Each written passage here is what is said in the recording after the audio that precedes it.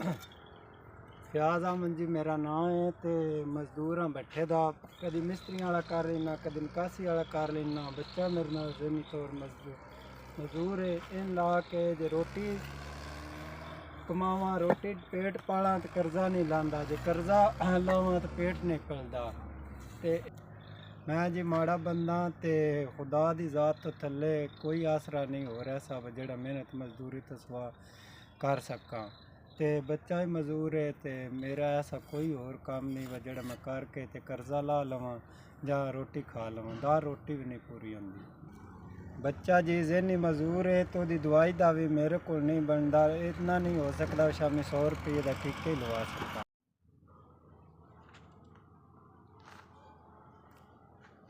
ਤੁਹਾਡਾ भला होवे, अल्लाह तुहानू सेहत देवे, तुहानू जिंदगी देवे। ਤੁਹਾਡਾ ਦਿੱਤੇ ਆ भेजिया 5000 रुपया मेरे को पहुँच गया। तो यदा मैं को बच्चों राशन लिया के देवां दा, नाले खावां दा, नाले तुहानू दुआ देवां दा, नाले बच्चों आखां दा तुहाडे वास्ते दुआ करन दा।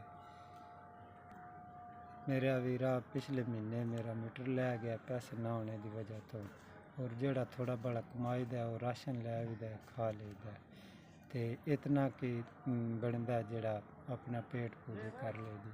और इतने इजाफी पैसे को नहीं कमान होंदे जेड़े कोई मीटर लवा ले बंदा, जा जेड़ा भी ये करीदा तेरे मेरे को फाद फदा करीदा। अल्लाह दी ज़ात तुहानू सेहत देवे ते लम्मी तुहाडी जिंदगी करे, ते साडी ते दुआ ही है।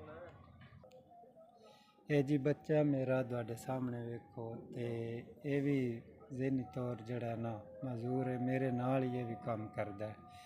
तो किस वेले मैं रेंज भी हो लेना, जिस वे नहीं काम थोड़ा करदा है तो उस टाइम परेशान मैं भी होना, तो भी हो जाता है।